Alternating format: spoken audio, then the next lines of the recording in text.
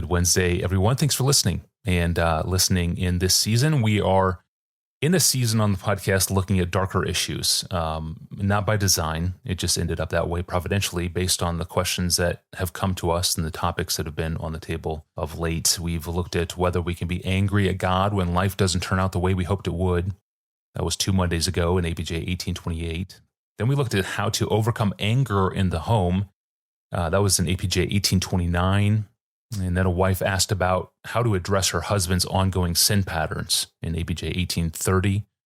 And then last time we addressed a wife who was betrayed. Her husband left her for another woman. How does she process the ongoing pain of that desertion? That was APJ 1831.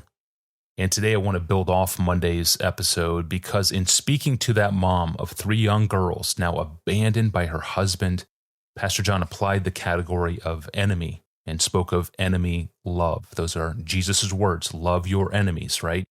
He commanded that to us in Matthew 5:44, a text Pastor John spent years studying. He published an entire book by the title, Love Your Enemies. It's his doctoral dissertation. So if that enemy category fits a former spouse, it raised a question in my mind as I listened Monday, and maybe in your mind too, who else qualifies as our enemy? How broadly does this category stretch? And that exact question is answered by Pastor John in his 1995 sermon on Matthew chapter 5. Here he is.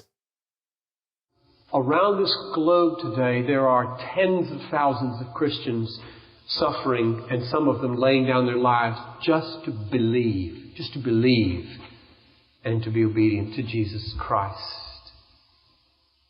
So the first meaning of enemy is those who persecute you like that. Love them. Love them.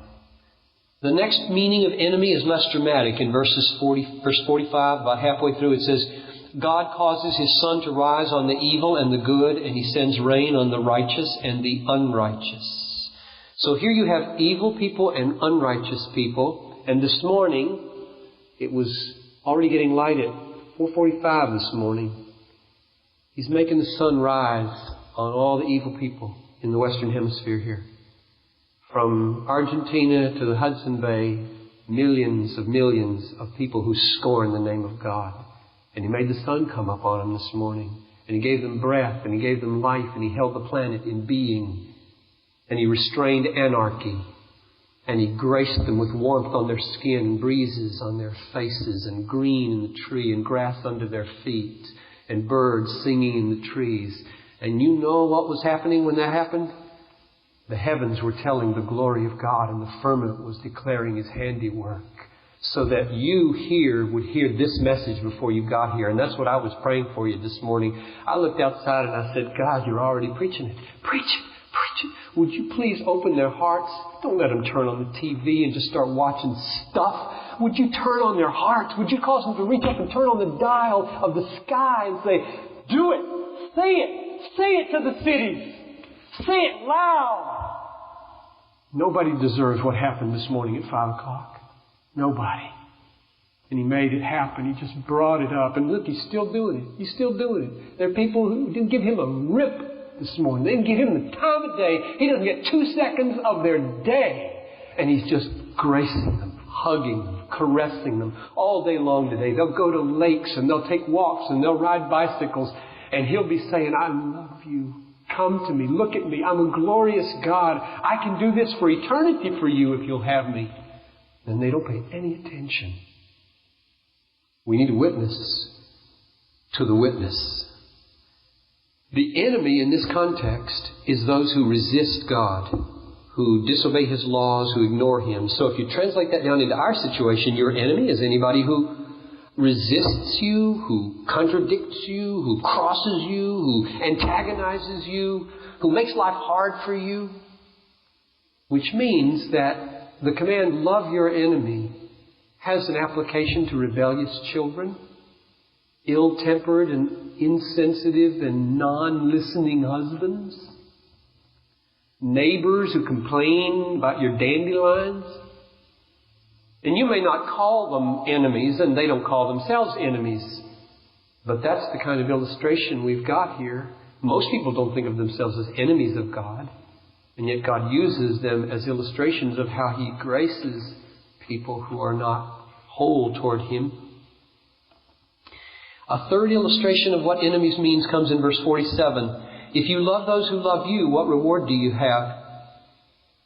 Do not even the tax collectors do the same? And if you greet your brothers only, what do you do more than others? So who's the enemy here? Why is he using this in the context of enemy love? And the answer is, your enemy is somebody who doesn't love you. If you love only those who love you, meaning you should also love those who don't love you. Or if you greet only your brothers, meaning you should also greet those who are your non-brothers.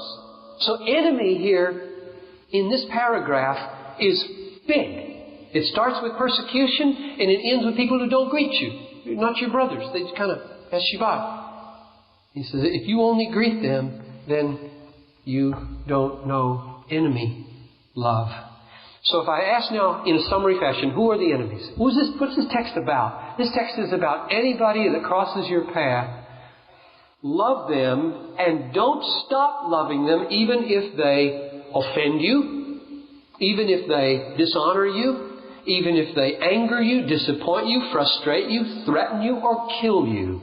Don't stop loving them. And if you just look in the mirror for a moment, the mirror of this word here, you will feel like, I am spring-loaded to return evil for evil. We feel it in our families especially. People we know best can irritate us the most, and we just like that, we're returning evil for evil. A harsh word gets a harsh word. A criticism gets a criticism. A complaint gets a complaint. We just like that. We're just wired to return evil for evil, which means this call is for a very profound change, isn't it? Exactly. We're wired to return evil for evil. I pulled this clip from John Piper's 1995 sermon titled, "But I Say to You, Love Your Enemies," Part 2. You can find the entire message online, both parts. And being wired to return evil for evil was a text that came up in one of our most controversial episodes in the podcast, the one on guns in the home. You might remember that back in APJ 306. I'm reminded of that as I listen to this episode. Well, if you have a sermon clip to share of your own, email me. Give me your name, hometown, the sermon title, the timestamp of where the clip happens in the audio, and make a note of what stands out to you. Put the word clip in the subject line of an email and send it to me at askpastorjohn@desiringgod.org. That's an email address, askpastorjohn@desiringgod.org. Well, do we submit ourselves to every person? We have a Bible question on 1 Peter 2:13 that needs to get sorted out. I'm your host, Tony Reinke, and we're rejoined in studio with Pastor John when we dive into 1 Peter 2:13 on Friday. We'll see you then.